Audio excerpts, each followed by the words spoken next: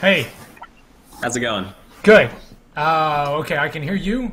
Let me just get the volume right. All right, those of you in the chat, let us know if the volume needs adjusting. I am gonna set up screen share. Hey, Tim and Sanatana. That's Tim on the right side, Sanatana on the left, and we have the game here. Do you want to lower the blinds so there's not blooming behind you? Oops. Where did I mean, the Tim game can be go? an angel if you want. He can be an angel, but otherwise... There we go.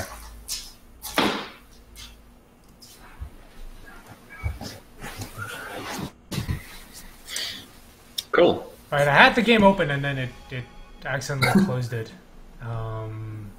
Right, so you guys can see the screen? Yep. All right. I'm just going to And turn it up a bit. it's There we in go. the chat.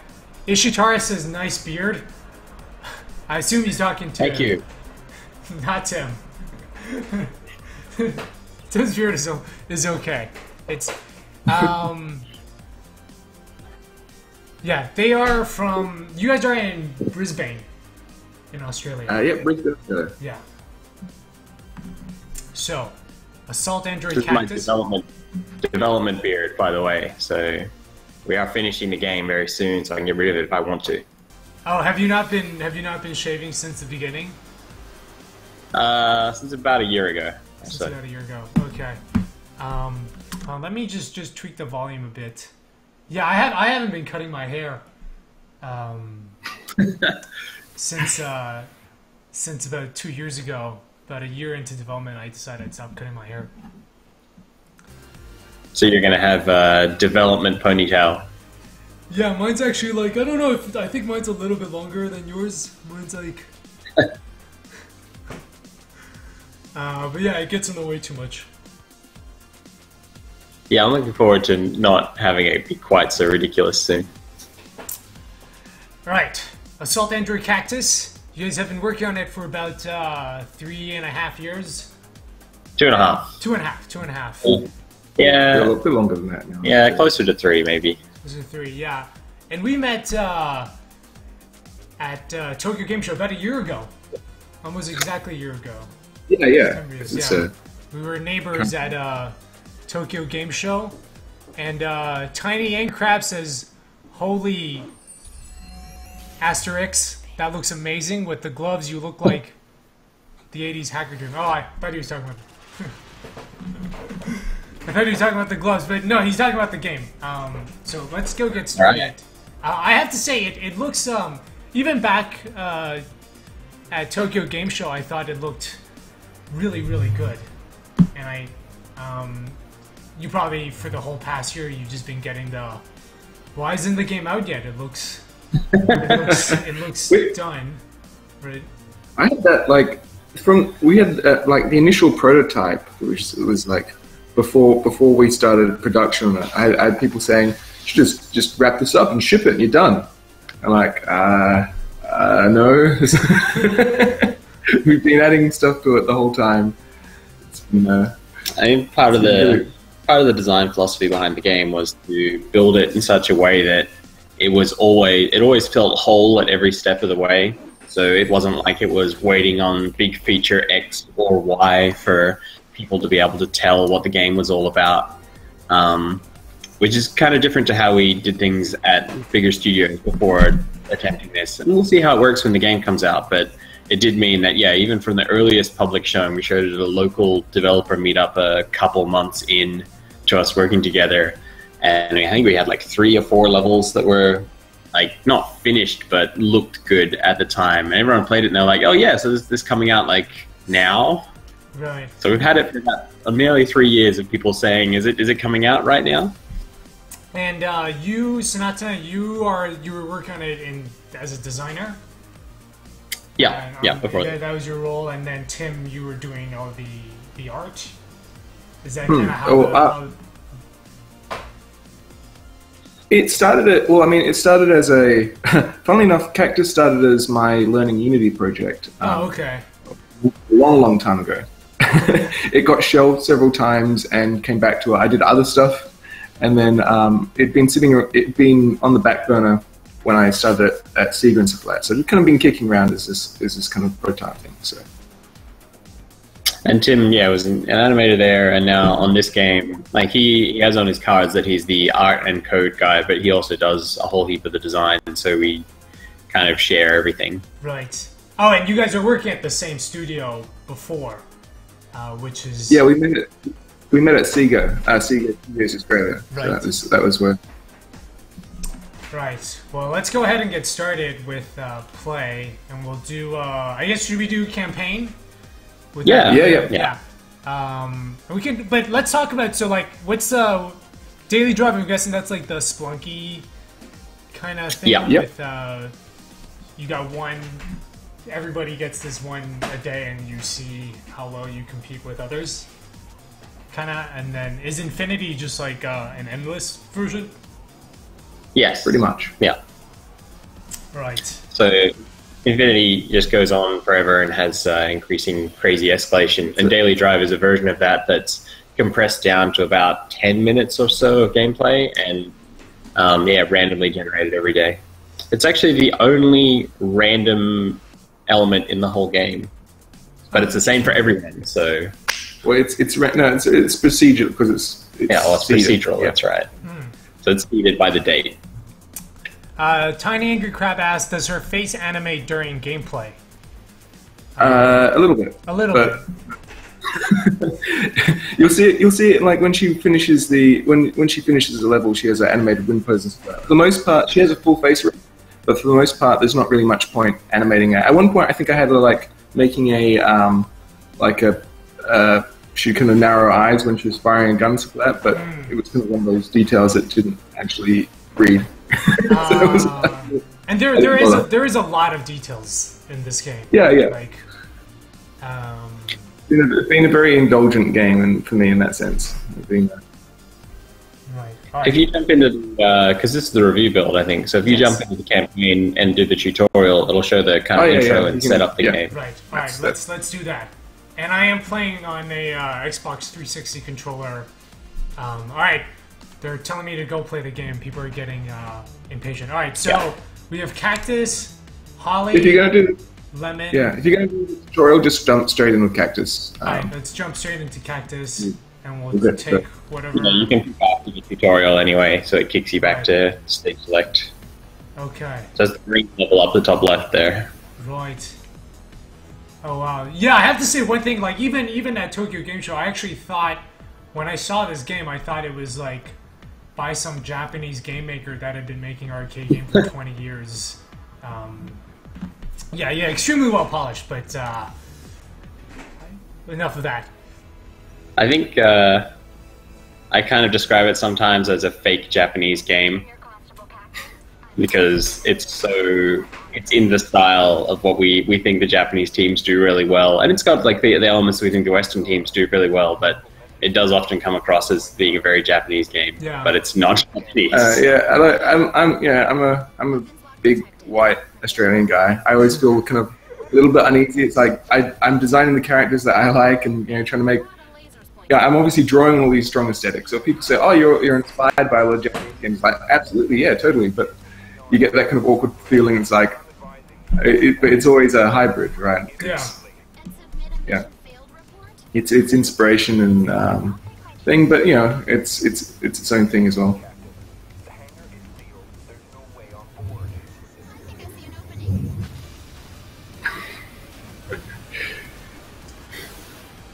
Oh, I remember this from the trailer.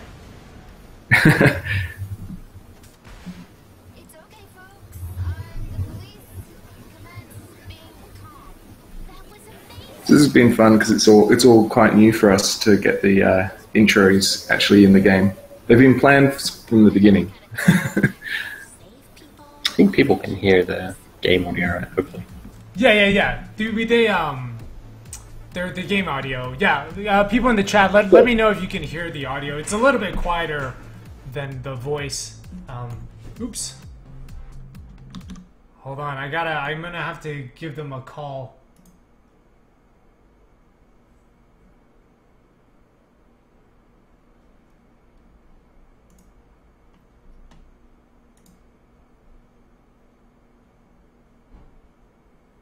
Yeah.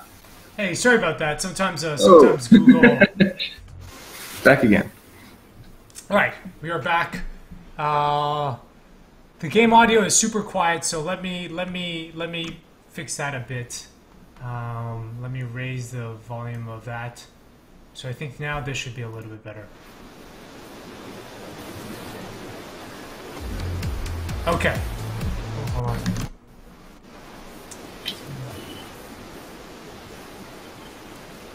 We just have a black screen we're seeing from your screen at the moment. I was just yeah, I quit out to adjust the volume of the game. But right, now we are good. So left, right, aim, I know this stuff. The tutorial is being really one of those interesting iterative parts of the game. I think maybe the screen sharing is bugged at the moment, so I can't see anything. That's right. Sorry about that, because I forgot to screen share. All right. Hey. Now you see it? It should be on the pause screen. I see it. Nope. It's just a big black screen at the moment. Oh. Hold on a second. But it's changed shape somehow. Got it. Hold on, it's there we go. Yep. There. Yep, we're all good. Yeah. Yeah. Right, so... Sorry about that. We are professionals I think here. the tutorial quite a few revision point. I mean, one of the earliest concepts was to try and work in a tutorial that what's it, Mega Man X style, where you learn through the first early stages of the game. But ultimately, we decided there were a few too many abstractions in the rules of the game that it needed a bespoke kind of, this is how it plays, these are the rules of the world that you're in. I think the earliest working tutorial is actually based around more like a shooting gallery style one, where it was like targets pop up and it's like, can you shoot the targets and stuff? And I had this moment of like clarity where I said, wait, this is boring. Like, don't make people shoot a static target. It's a static target.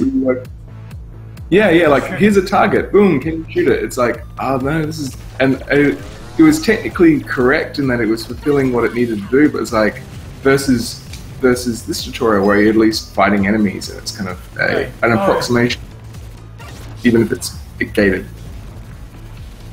Yeah, we were looking at like the way other people did tutorials, and you had at the time I think a lot of the really popular first-person shooters were doing the boot camp style tutorial where you're on a shooting range learning how to use the weapons, right? So it's shoot the target and shoot the target thing in the head, shoot blah blah.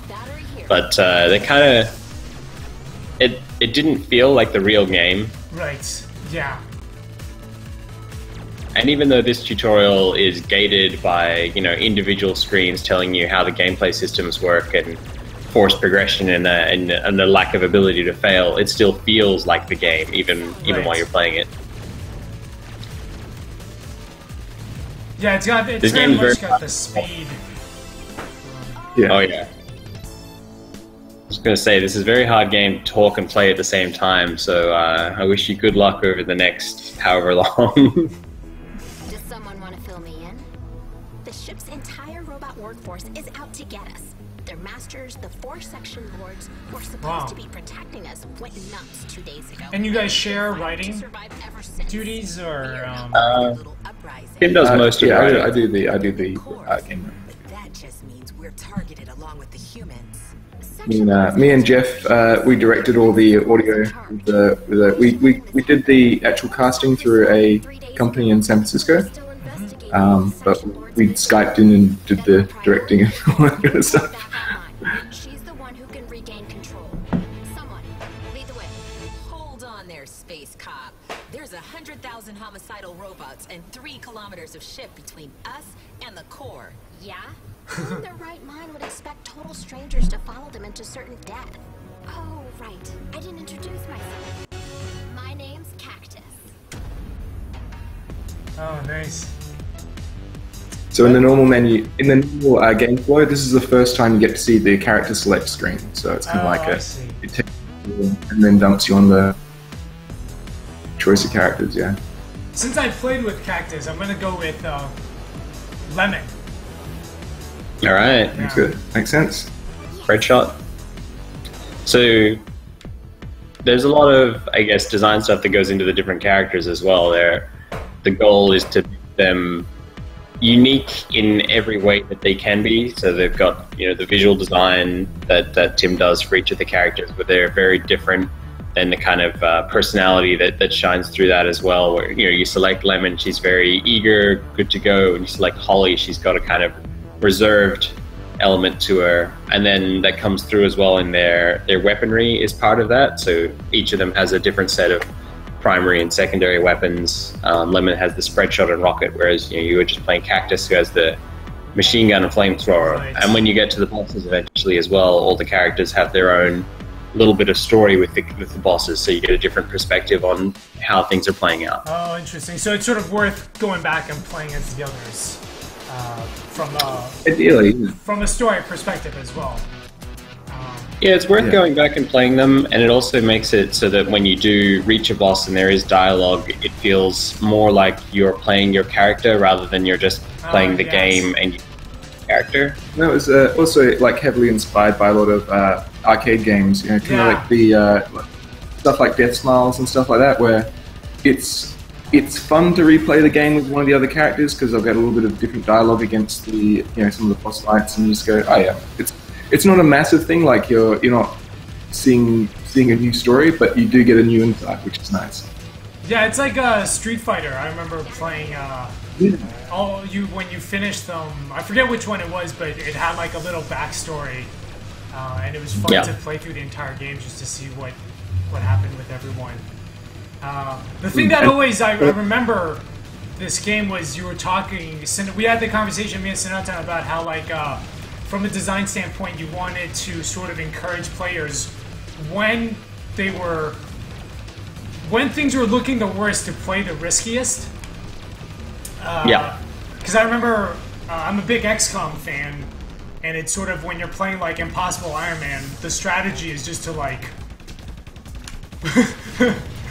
be very careful. You know, and actually it ends up actually leading to sort of very, very boring gameplay as a result. And with Cactus, you can see that already because there's no lives and your battery is low, so you might actually die here. You're down. I told you, it's a hard game to play and talk at the same time. A little death hint there saying you should use your secondary more, but I think just shooting things more would also help.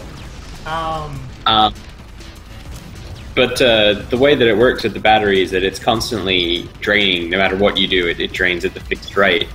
And then the only way to replenish it is to defeat enemies. And when you've defeated enough, one of them will eventually have a battery and you can recharge off of it. Right. So if you are down and out, and if you're losing and running out of battery, then running away and playing defensively and hiding is going to be the worst possible thing you can do, because it's just slowing down your gameplay, slowing down the rate at which you destroy the enemies. Someone in the chat asks about which engine it's in, and this is Unity. Yeah, which I think is absolutely incredible. Unity games usually don't look this good. And I say that as a fellow Unity developer. I think your game looks pretty good. Yeah, but it takes a lot of time, right? Because I think it's very easy to sort of end up relying on kind of a lot of the default tools with Unity and not sort of like seek out kind of your own style. Yeah.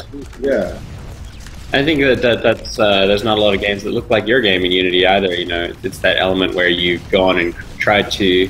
You're using Unity as a tool to push for a style and aesthetic that you clearly know you wanted to have, right? And then you guys this game was on early access, and I wanted to ask about that. Like, how was that process, and how did it factor into the design of the game, where you guys sort of...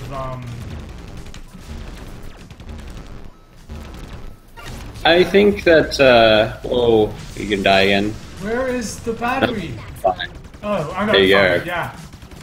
You need to destroy things as quick as you can. There's no hiding now. Being early access has been really interesting. I don't think that. I think because I've tried to explain this to a few people, is that I think we have a pretty good game. I think we have a very polished game, but I don't think that early access is necessarily the kind of platform that's actually best for this kind of game. We've made the best out of the situation, and we have a bunch of people who I'd call kind of our core players, in that they've stuck around. They've stuck with the game throughout the early access period. They've given us really great feedback. They've deep dove into the mechanics and the scoring and the characters and the way that it plays in a way that like just makes me ecstatic that someone's even that interested in the game. So I've loved that aspect of it. The game is the development's been so open that we can talk with these people and evolve the game with them. But I think early access works at its best when the people that are playing the game and the game itself can rapidly change, like systemically change. And the game had a very clear vision from early on about what it was about. So, adding a new character and adding new levels and changing the way that weapons work, that's all well and good and interesting, but we can't systemically go and decide that it's roguelike tomorrow, Right. But so like the features you guys would test, would you guys sort of look at introduce some balancing stuff and then just see if players were struggling with it? Yeah, I mean, we wanted to kind of like we're the first line of defense for kind of all the balancing stuff. So we never put out a build we thought was unbalanced, and we wanted to see what would happen. We always balanced to the best of our ability, but then we paid a lot of attention to what the community was doing with it and if they found any problems with it. If we saw any score discrepancies on the leaderboards that we weren't expecting. Yeah, one time I buffed a character's secondary weapon damage by something like 5 to 10%, and then that character went and became the top scoring character on 10 of the 20 levels that we got. Which was an interesting experience to me, that our game was so finely tuned that a change of that magnitude could have such a drastic impact. And since then I've been a lot more careful, actually. I am a lot happier with our balance, I guess. Sorry, go on. I was just going to say that, we try not to put out something that is purely for testing purposes. We really try and treat the people who are on early access like QA. We treat them more like it is a released game, and these are kind of updates. Well, and these are players, and we're hoping to entertain them, and we'll see what they do with it. Basically. Yeah. I think that's the best way to treat the people who are buying your game on early access. It's kind of mortifying when they pick up like a genuine just UI bug. I'm like, oh god, sorry, I'll get that fixed. Like, because I don't want to treat them like extended QA. I want to treat them like, you're here to play the game. Tell me what you think of the game. So for you guys, how did you guys know when it was time to release? I asked just because obviously when polish is important, it's like you can always do more. The interesting thing is we're not doing that thing where we kind of build the game and then keep polishing it until we get to a release point.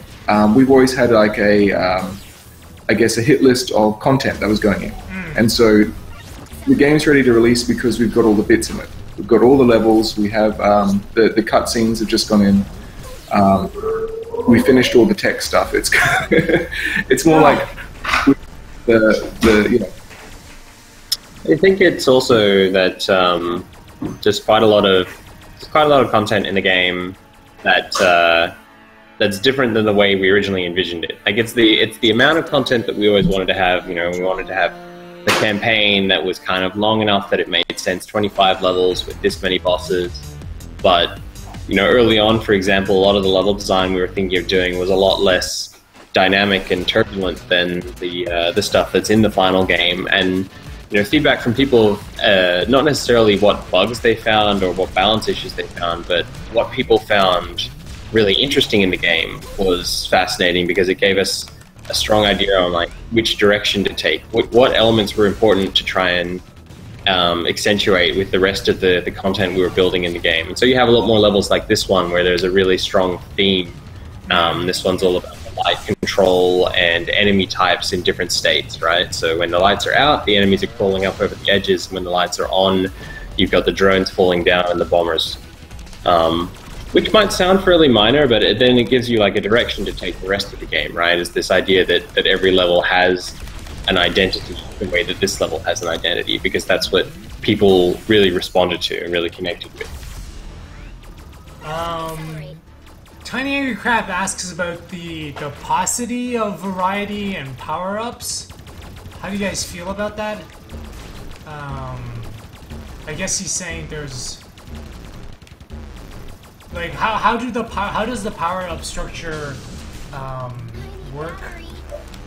So there's the gun levels up with the white orbs, but there's the power-ups on the ground, and they cycle between the 3 states, which were the firepower drones, the shutdown, and the wings. And we kind of, at one point, we were thinking about various ideas for additional power-ups and stuff like that. But the thing that kind of emerged out of it was those 3 power-ups are really good tools. And we kind of got to this point where rather than thinking of them as like a variety, they're not about like new things that you get to change the game with. They become your stock standard tools that you have throughout the game that you can use in different situations and can stack in different ways. Obviously in only a few different ways, but like they become very they're relevant at different times. Right. Yeah, you'll get a player telling you that one of them is useless, and then another player telling you that one's the only useful one, which is entertaining. That happens with the characters a lot as well, is the people's ability to look at their own playstyle and determine that elements within the game that don't match it are irrelevant. Like, I'm actually even just noticing now, like, Lemon is a lot harder for me because her secondary weapon sort of requires... Like, with Cactus, the flamethrower, you can just sort of, like, wildly swing it and damage them. And this one, you really have to be careful. You really do have to, like, actually try to aim it. So, you know, Lemon Rocket is bad. That's also one of the reasons why, like, we chose to use a button for shooting the guns. Because you've got a laser sight that you line things up with and then shoot. And it's in your best interest to shoot as quickly as you can, but this also gives you the opportunity that you can aim and shoot independently as actions. So if you have to line something up, you don't have to waste shots. Oh, I see. Because the other option would have been to automatically fire. Is that what you're saying? Right.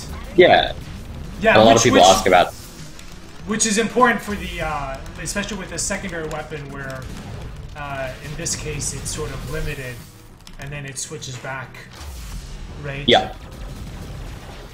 Yeah, it switches back automatically when it runs out of when it's overheating, and then you pull down. You need to get out of that corner. If you're getting mobbed and you can't get out of there, at least hit a blue power up, because that'll give you like 8 seconds of invulnerability to kind of deal with things, as well as freezing the nearby enemies. There you go. Yeah.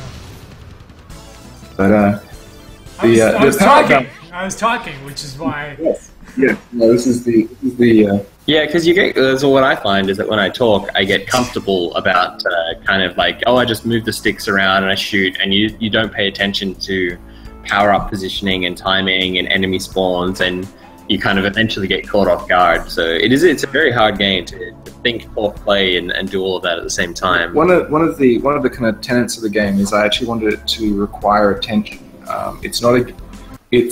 It's not supposed to be a difficult game. We often get, people say, "Wow, this game's really hard," and it's like, that's. I guess you could kind of think of it that way, but it's more that it's demanding. It doesn't want you to zone out. Yeah, there's no like rest, right? Because you kill, destroy one wave, and then there's like right away something else coming. And like back there, I should have swapped weapons. Tiny Angry Crab asks, what inspired the android names? So the Cactus is the main character. She came first, so she was kind of the basis. And I think someone actually suggested her name at one point because she's got green hair. Like, we called Cactus. I thought that was awesome. This is like 10 years ago when I was designing her as a character kind of thing. And then it made sense when we were working on the rest of the characters to just kind of follow the theme. So like we had a redhead character skin, and it's like, well, Holly, that works. And then the rest of them just kind of float out and try to find. I wanted to avoid flowers because I thought that was too easy, and so I was trying to pick up plant-related naming conventions that you kind of. Yeah, so they're, except for one, they're all named after plant matter, which has been kind of interesting. It's actually one of the things about the game as well is that a lot of the themes are organic in that sense, where they kind of formed out of a few of them making sense, and then you introduce your fourth character and you're like, well, I guess they should all just follow this kind of convention because then we've got a theme that we can stick to and accentuate and hang the game off of. Which I guess is also just funny too, because they're androids, so to have them. Yes. Wow, what the? You're alright. You're alright. Just don't get hit by the bullets. Oh, I like these. Tell me about the game feel. Is that like how do you guys go about that, and sort of what's kind of the design with that, like, you know, in terms of movement speed and then getting it. Yeah, kind of just about the design process, like when you guys go about designing a new weapon. Is it all spreadsheets for you guys? Because I don't use spreadsheets, but I know a lot of game designers do. When I'm initially figuring some stuff out, I'll do a little bit of back of envelope maths to figure out the ballpark of DPS. But I actually think that the actual tuning of it should really be done by feel, like, because if you're making a weapon that you can balance completely mathematically, you're probably making a boring weapon, because exciting weapons have non-numerical aspects to them. They have utility, or they have like some additional ability that's really hard to factor in a spreadsheet. Right. It's also desire to be highly asymmetrical in everything that's in the game. So we try to make sure that there's as little overlap as possible in roles for the different weapons. So, I guess one example would be that Aubergine's weapon is a robot that she moves independently of herself and a black hole that sucks things in, whereas Coral's weapon is a shotgun that is only useful at close range, and a plasma field that you stand inside of, so it's more about like protecting you than controlling the enemies themselves. So there's this idea that the role of the weapon is the initial thing that we work out, and then the balance of the weapon kind of comes as an element on top of that. When you say balance, you mean like how much damage it causes, stuff like that? Yeah, how much damage it causes, how easy it is to use. Early versions of the Helo helper robot I was talking about, for example, we hit multiple enemies at once because we thought it would be an interesting idea that people could try and hold it over large groups to maximize its damage output, but it kind of goes in the same space as the railgun, which goes through enemies, and then it also made it impossibly difficult to balance against single large targets like a boss and large groups of smaller enemies. So we changed its behavior to be single target damage, but it's whichever one's closest to the center of the blade. You still get the effect that the damage is high enough it'll chop through a large group very quickly, but the behavior is different enough that it doesn't overlap role-wise with the railgun, which is all about trying to hit multiple enemies simultaneously in a single shot. A lot of the design relies around, you start with a fantasy. You start with what you imagine the weapon should do in your head. And you start building rules to allow that, but then you'll figure out there's certain things that either are undesirable or really difficult to balance. Like a weapon that is really good against multiple targets, but is really bad against single targets. Like that's actually a problem. Yeah, so then And what we've really tried to avoid across the entire game is fudging the numbers. We don't want to make a weapon. Faking it? Is that what Yeah, yeah, where you just go, yeah, like damage tables. I hate damage tables, actually. Like, that's... Yeah, I think there's only one weapon in the entire game that has different damage based on the enemy that it's hitting, and it's to solve a extremely specific case where its versatility was too high or too low in one single scenario. Other than that, everything in the game doesn't fake its own numbers. It does its damage against enemies and bosses and every type of enemy the same. And that might seem like a kind of like, why not just use damage tables? But what I've found, and what I think is really interesting, is that if you commit to that path and you're going, no, my gun does this much damage, why doesn't it work against this scenario? Why is it not valid against this boss? Sometimes you can find an answer that's more satisfying than just fixing the numbers until it works. You can find a true solution where you go, oh, okay, I understand this weapon better now. It's actually all about burst damage, or it's actually all about being able to, and being able to solve those ways without having to add damage tables and fudge things is really good, because it means you get a weapon that now works in more situations and is more viable. There's the trickiness that comes with that as well, in the conveyance of things, where you really need to be careful about your, I guess, visual storytelling almost, in how a weapon works. Right. So you see the shotgun, you see the blast of pellets that fade out around in every shot.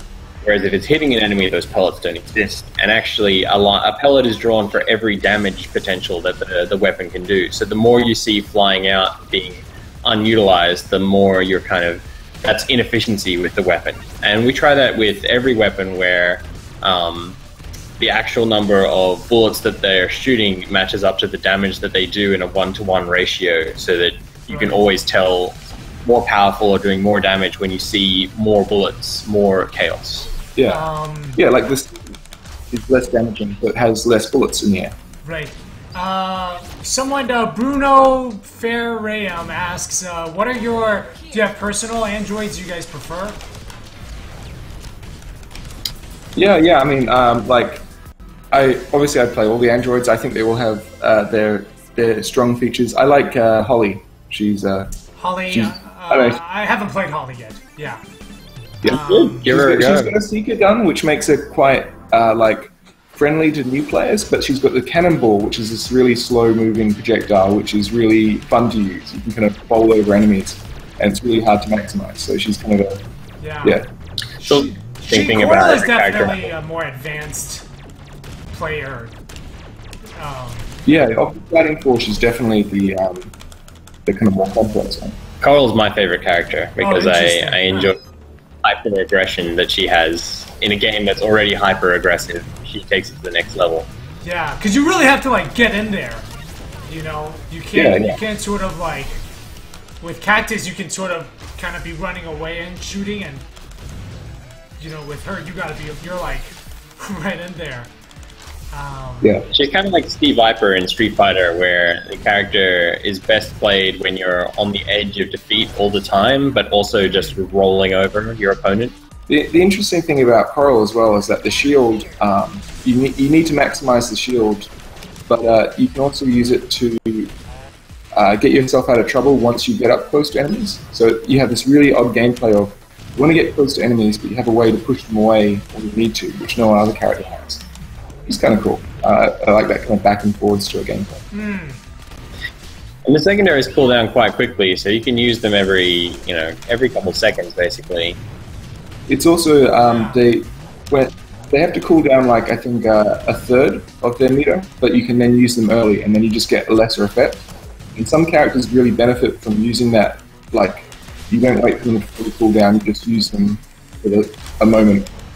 And some characters don't. Some characters are all about maximizing that secondary weapon. It's very nice. Whoa! Yeah.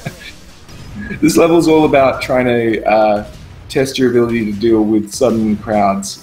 No, it's but you also start to develop the strategy. I think it's they're gonna come in this corner, so it actually works really well for this character, because you sort of have them in that one really close area coming in, and the shotgun is sort of like the perfect. I guess what I'm saying is like it's sort of really interesting to have these sort of like real-time strategies. That's like so subtle.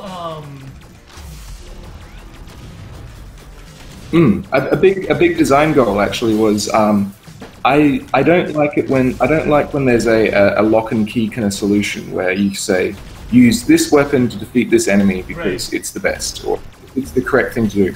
Everything varies depending on context. So, which has been awkward sometimes, like making a tutorial because you can't literally tell you. So close. So it's never about telling the player you should absolutely do this. It's just like hints. It's kind of you could use this weapon, or if you have a better idea, you could come up with here are some tools. They're robust. Please use them how you see fit. There's a lot of sorry. Oh, I was just saying, Garlando Bloom was joking that it's a real-time strategy game, but that's there's an element to that. The design is intentionally ambiguous as to what the ultimate decision is at any moment. So, for example, with this character, you could say that the best decision is to stand next to the enemies and grab the white orbs, or the best decision is to drop down your sphere and be safe and let that do the damage while you don't die so you don't lose your weapon ups. Or the best decision is to go after a specific colored power-up, or the best decision is to let the power-up cycle to the next phase because they change every X amount of seconds between the three different types.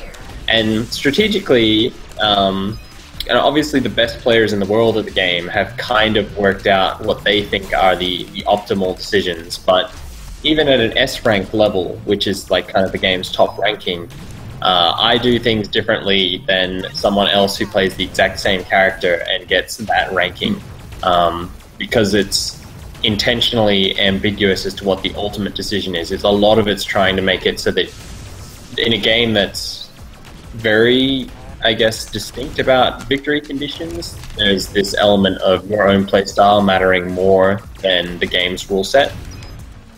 Yeah, I'm liking a lot how with this weapon, there's almost sort of a rhythm to this, like even in the movement that I didn't find with the others. Drop the shield. See, it would have saved you there because it would have zapped everyone. Yeah, I actually you're mentioning about the weapon design. A lot of the actual effects and the way the weapons function. I think about them a lot as an animator. So like I try to get, like, there's a little... animator. Animator. Oh, interesting. Yeah. I'm coming from my animation background, so a lot of the game design stuff is built around the timing and the feel of, like, when does an enemy hit? What feels good? Like, what's the right amount of time between a firepower drone appearing and starting to fire? And that I'm just acting like an animator, and I'm just treating it like that, which I think gives the game a rhythm.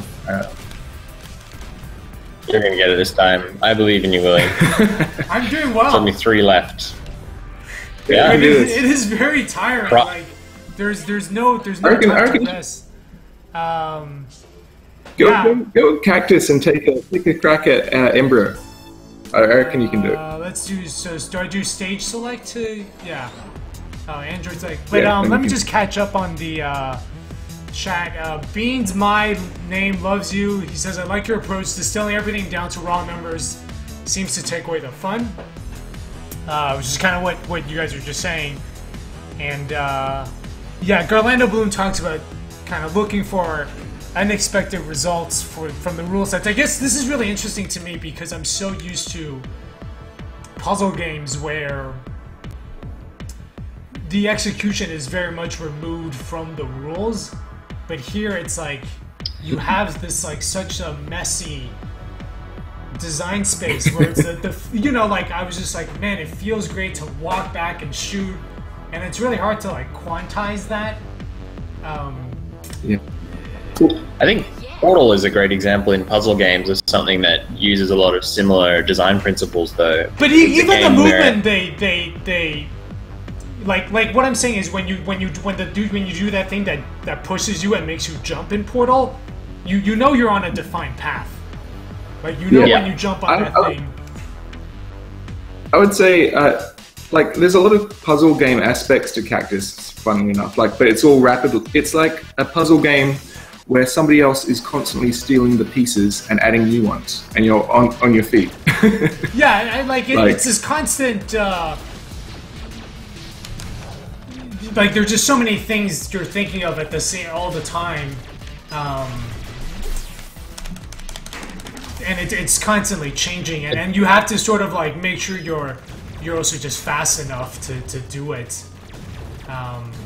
As the game goes on, to add pieces to that, because we leave the characters as they are, they don't get permanent upgrades or anything. There's no perks system a la Call of Duty. So the power-ups, the weapons, things like that stay the same. To add more pieces to the puzzle, to increase the number of elements you have to hold in your mind at a moment, we do things like add more enemy types that offer really, really different roles to enemies with lasers and enemies with rockets that do zone control or space control, and then levels as well with really dynamic elements. So hazards, flamethrowers in the level, changing shapes, sizes, positions. There's even one level that is dynamically creating itself based on whichever direction you walk. Oh man.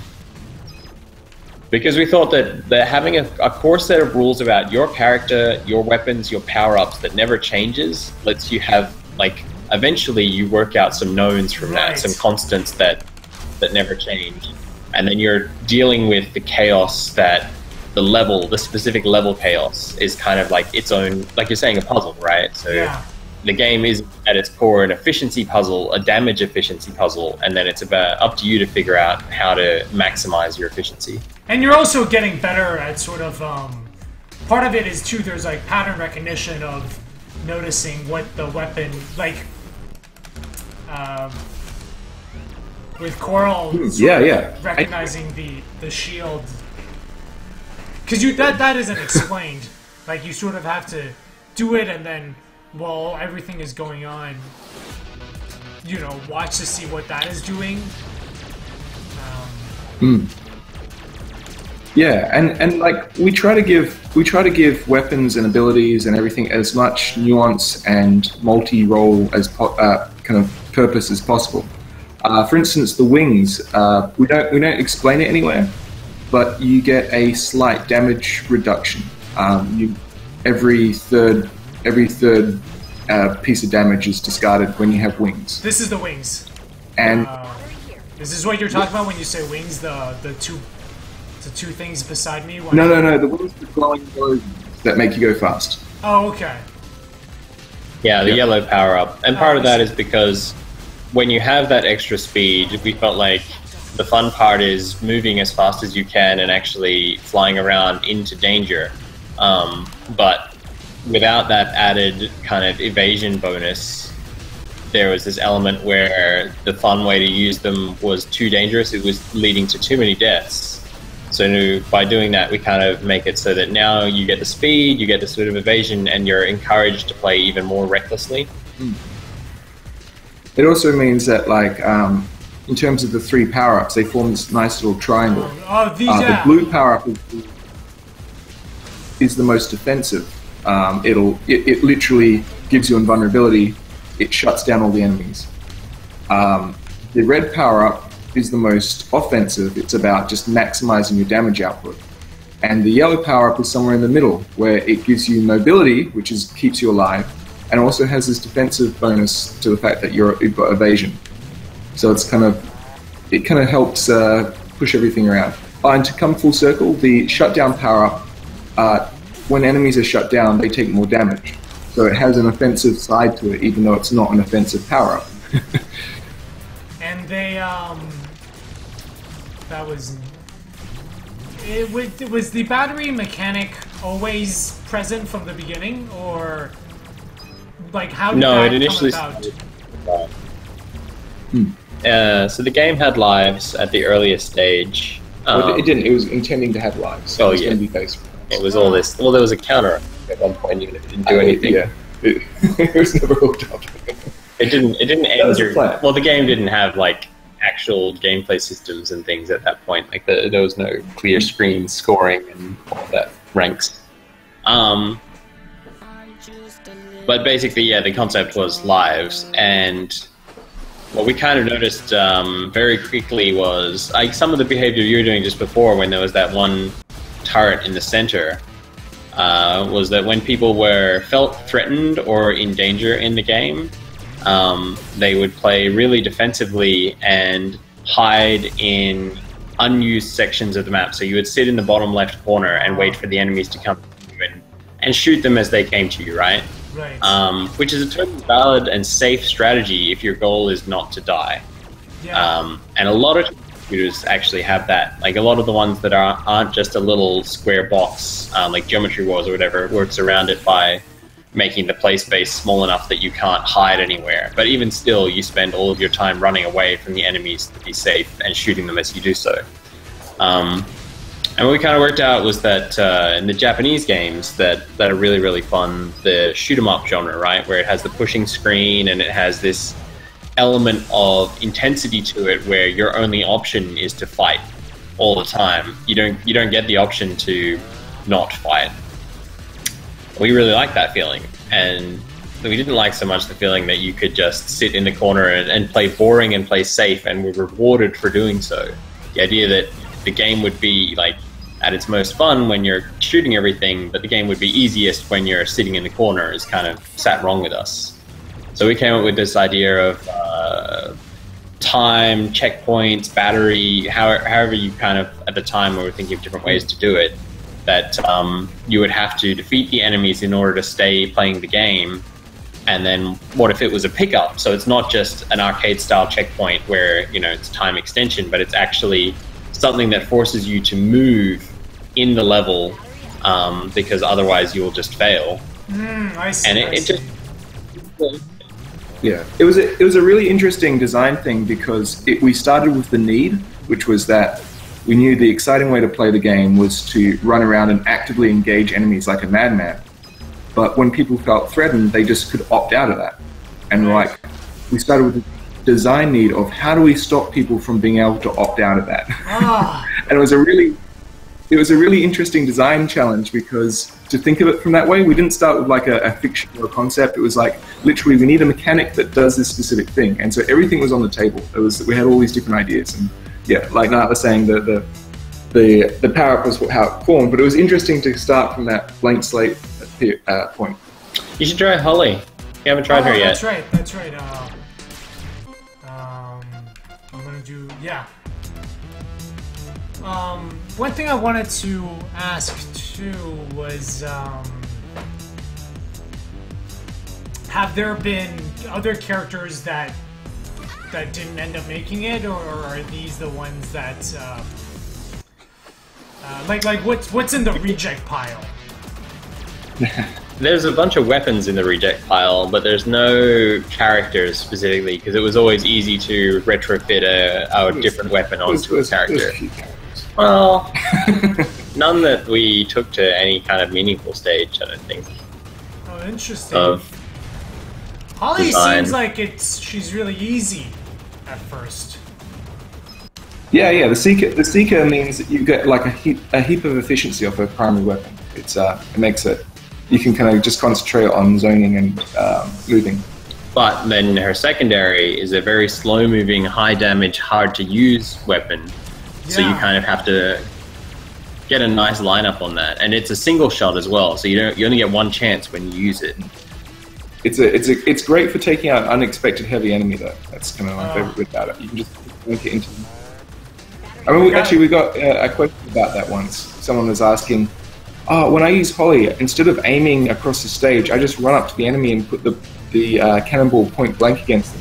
Is that allowed? Yeah. And we're like, yeah, these are the tools. You can do what you want. Find your own way to use them. One way I find helpful with twin stick aiming, I'm not sure if you play this way, is to hold the right stick out at the edge and roll it around rather than kind of flicking it when you're trying to do fine point aiming. Oh, I see. I do have it, actually, now that I noticed, I actually do have it mostly on the outside. I think just from like the intensity of the game.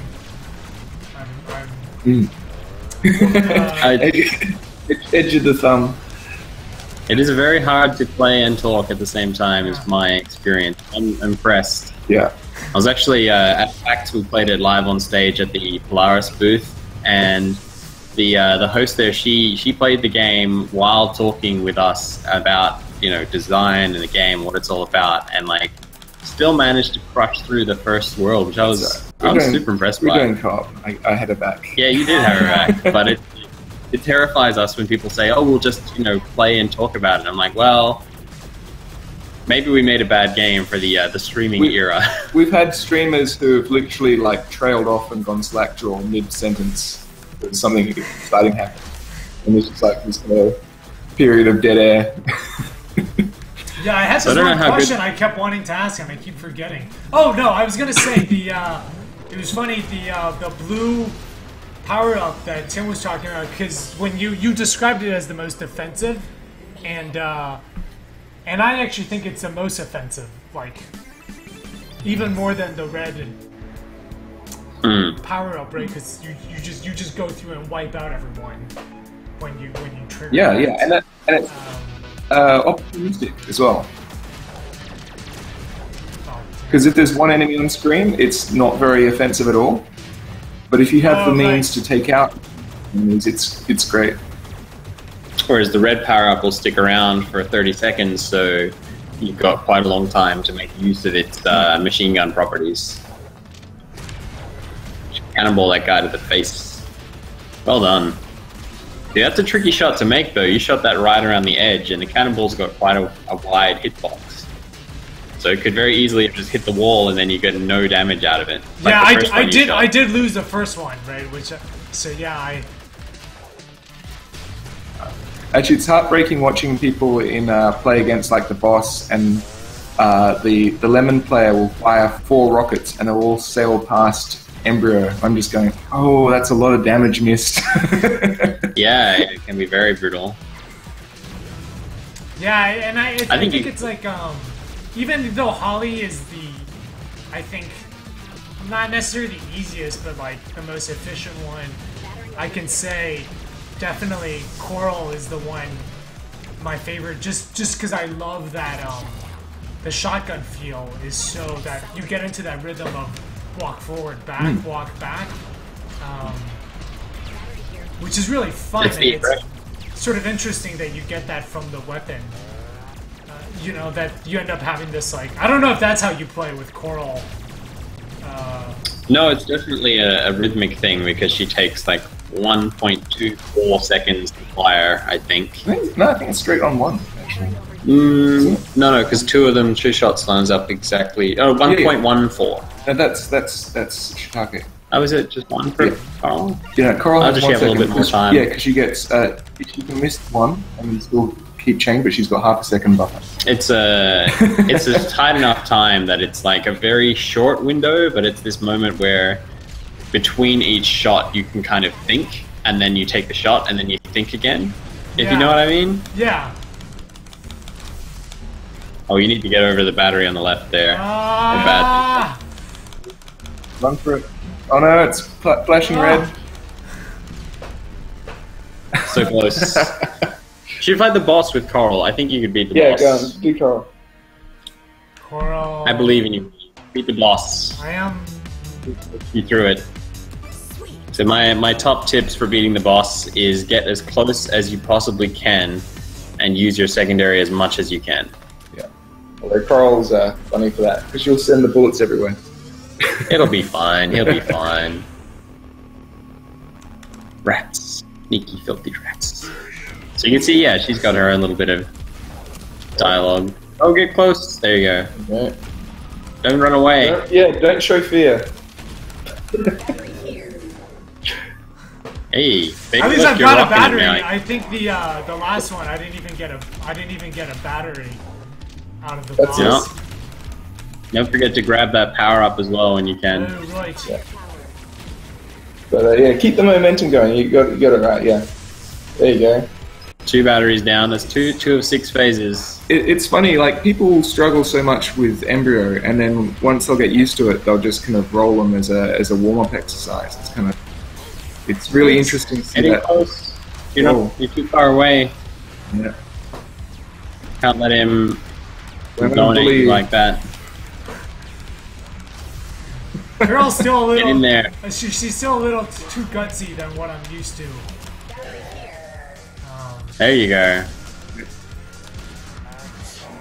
Grab the power up. Yeah, it's interesting. Oh. Even We need to get real close to this one. Even I'm thinking because like in Batman the Arkham games, it's so much of it is running away, and this one is very very aggressive. Like a lot of boss fights tend to be dodge, and then Yeah. and this one is very much like just straight up go, but get your setup right. Oh, Yeah. you were so close. I was not aggressive enough. I believe in you on the rematch. See, look, it didn't even give you a death hint. You're doing the things. You just died a bit too much. That's my one rule. Is I have hints for if you don't use certain mechanics in the game, like secondary weapons and power-ups and things. But if you use all of those and you die, I'm just like, all right, I'll let it be, because otherwise it's basically passive-aggressive. Yeah, try not to get knocked down. That's not a good Yeah, thing. play better. I figure people will know that one themselves, right?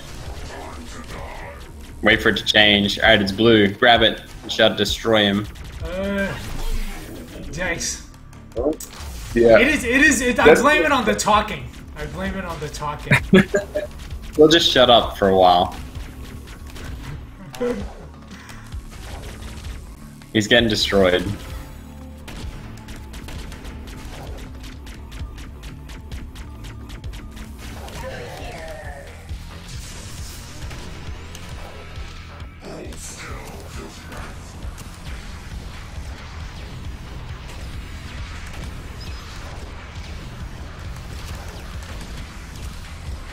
Oh, you're not close enough with the bubble.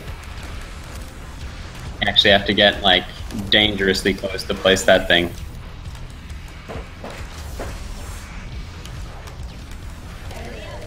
Oh, there we go.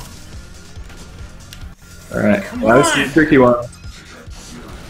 Hold in position in front of him, Yeah, you have to get right up close. and then keep moving with him. That's a safe spot. Yeah, there's like a little V just in front of him. No.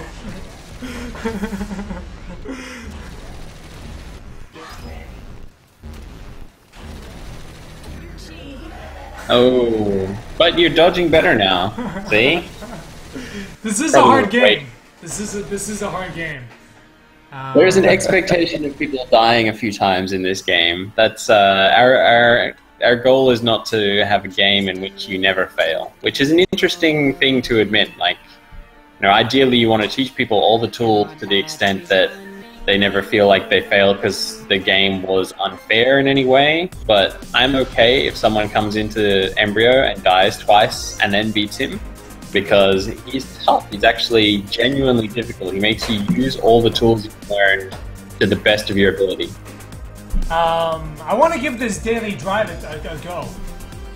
Yeah. And Good luck. what we're talking. So you guys, this game is coming out very soon. Yeah, September 23rd. Yeah, so what's that? 12 days or something? I don't know. Really soon. How you guys feeling? You guys look very relaxed. I mean, the game. I guess the game is done at this point, right? No. Well, there's a lot of extra little things to kind of to finish off. I'm stressed. Yeah, Tim's working on localization, which is cool. So we're trying to see how we go with getting different languages into the game so that people who don't speak English can also enjoy it, which is nice. There's a whole bunch of supplementary art required for stuff as well. I'm working on trading cards and things like that. Right, for Steam. Yeah, Jeff's trying to get the soundtrack mastered and finished so that we can have that available for people to buy when the game launches as well. And Jeff is the composer. Yeah. Yeah. Yeah, I need to look at one of the sections. And then I'm messaging lots of people and being like, hey, the game is coming out. How about you check it out? I'm trying to convince them to check it out. And then do you guys have plans for once the game launches? I guess you'll be supporting, you know, kind of. Yeah, I mean, supporting things. And then we've got the PlayStation 4 release slated for beginning next year. So we go on to that as well. I don't know how much. I don't know how far you've got into PS4 development with Unity so far, but yeah, we've not as far as you guys have. I can assure you that much. We're pretty close. We're just putting the little finishing touches and stuff on things. Yeah, trying to make sure that it's a good experience everywhere that it plays. And eventually there's Vita and Wii U versions as well, so there's still a lot of work to do with bringing the game to all the platforms that we've promised people it's going to come out on. But the immediate future is just finish the PC version and release it and hope that people like it. Okay, this Do you like it, Willie? Really, yeah, it is really intense. Like,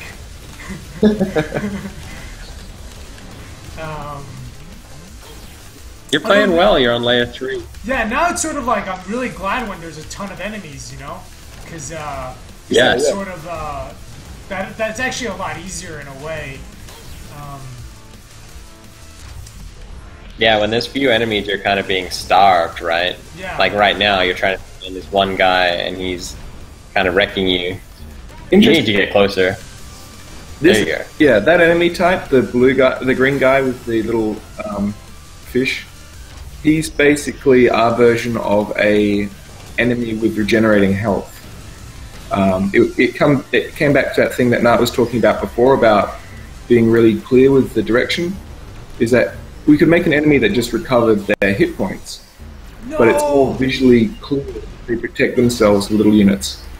Oh no! So close. Still lay up on your first attempted daily drive.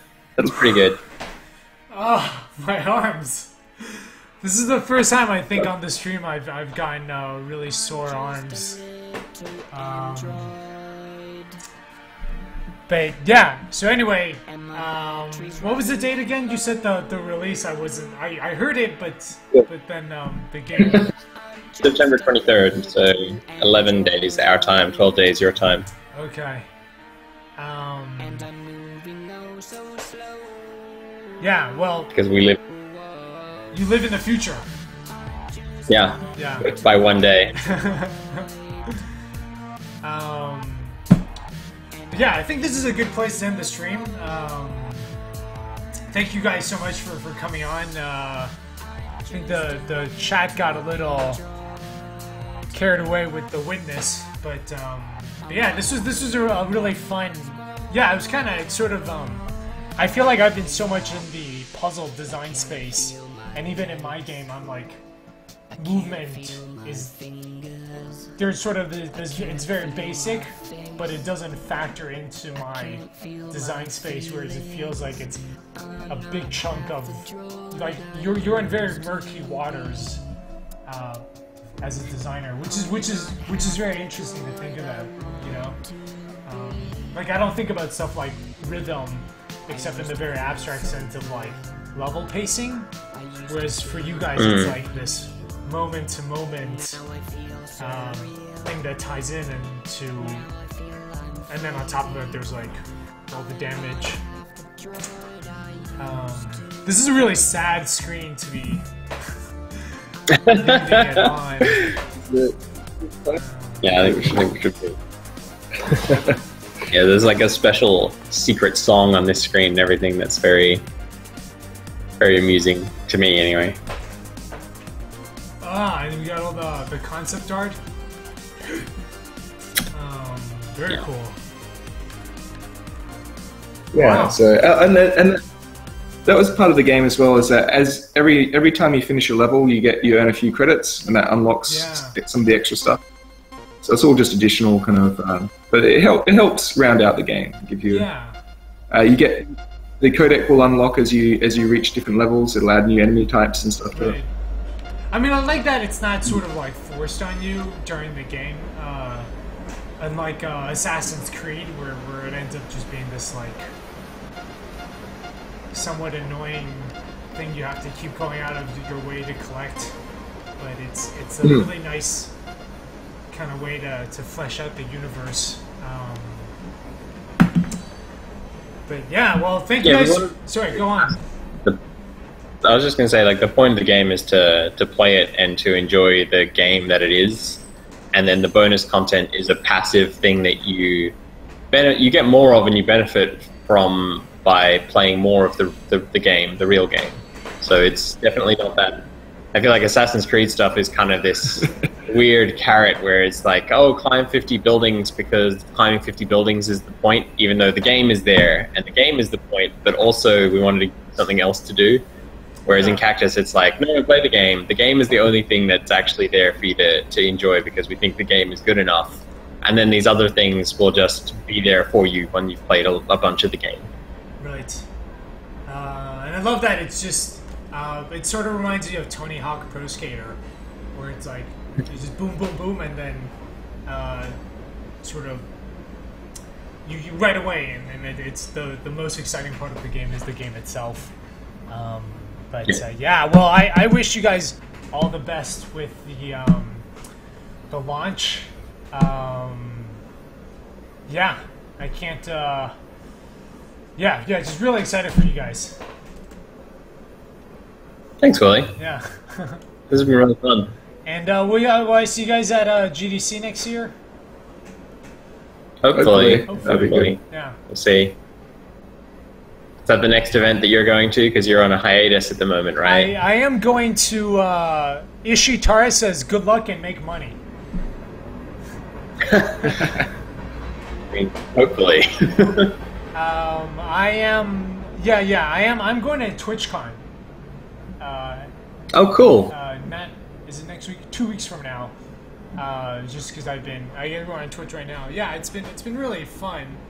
And I kind of wanted to just know more about that community. Like 2 months ago, I thought Twitch was like super intimidating, and then I started doing it, and it's been. It really is sort of the best way to talk about games, right? Because it's like screenshots, videos, none of that do games justice, and this is as close to letting people play it. Yeah, I think it's nice that we finally have a way to show games in the way that they're actually played, because for so long it's been all about like, you know, bull shots and screenshots were a thing for years, for our entire generations, when magazines were the only way for you to see video games. And then we had the internet and videos, and it was like, all right, now we have trailers and YouTube, and now we've got Twitch, and you can actually see the game being played by a human. You know, even the stuff that you see on stage at E3 isn't necessarily being played by a human. So this is, I think, the best way for people to share what the games really are like. Cool. Well, I will let you guys go on with your days, but yeah, thanks for coming on the stream, and thanks for chatting about design. That was sort of really. I'm really glad we got to like sit down and talk, because I know during TGS you kind of like mentioned some of that stuff, and now I'm like really seeing how. By the way, I think you should still give that talk. I know not you were talking about. Just this sort of designing to be reckless. Yeah, I don't. You should apply to GDC for that. Yeah, which is fun. Maybe. So, but It's interesting. It's an interesting topic. yeah, and it's one that you don't usually think of, right? Until you sort of like have played it and have been. Because yeah, I think that is the biggest problem with XCOM. Even though I love it, but it's like there's almost no reason to play aggressive unless you're. What was what was so interesting about that was the way they added, what was it, meld in the expansion. Yeah. That's right. To force you to get out there. But like, and it's an interesting. I love seeing the kind of the design need for it, which you identified, and then that was their solution, which is kind of imperfect, but it was interesting that they thought about their options, and of the options they had, they said, okay, we'll have this optional carrot that basically forces you out of your hole, but it's. I think that's kind of how it works when you are that deeply committed to a core design already, though, and you identify a problem.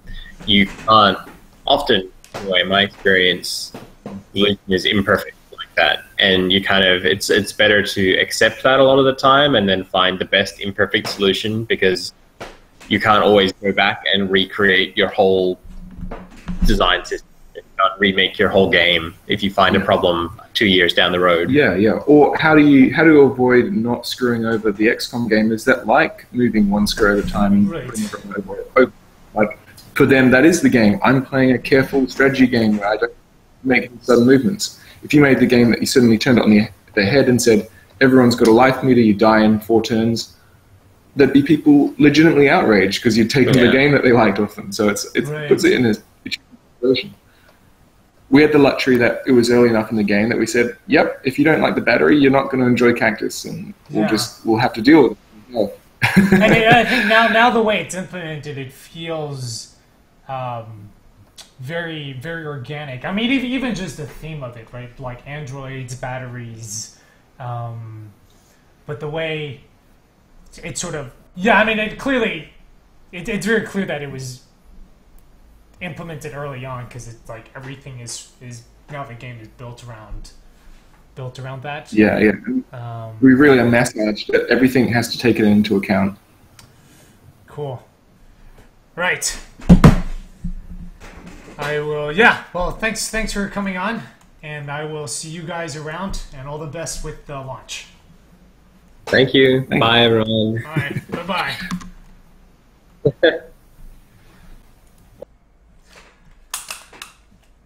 Right. That was a Sanatana Mishra and Tim Dawson of Witchbeam, Salt Android Cactus, so you guys should definitely check it out. I am gonna take off now because it's been a very, very long week for me and I'm super tired, so we're gonna play some Gunpoint to end. But thank you all for stopping by, and if you like the stream, you should follow the channel, and also check out Sanatana Mishra and Ironic account. That's Tim. They're on Twitter. So give them a follow, go say hi, and then check out Assault Android Cactus when it's out. And I will see you guys next week. So all of you have a good weekend. We're going to be back to, Monday, Wednesday, Friday in the evening, Tuesday, Thursday in the afternoon. And, the game for... by the way, super stoked about The Witness. I'm excited. 6 months. We're going to be talking to Bokita, the devs they're in Korea. But I think you guys would like that because that's also sort of puzzly exploration. But yeah, that'll be next Friday's. Jet User, I can't find Armello's soundtrack.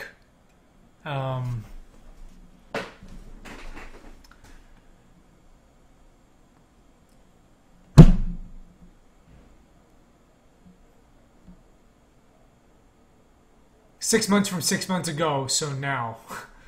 Well, hopefully I'll get to talk to John when I'm in San Francisco 2 weeks from now, which would be really cool. Anyway, I will see you guys later. Yeah, thank you all for stopping.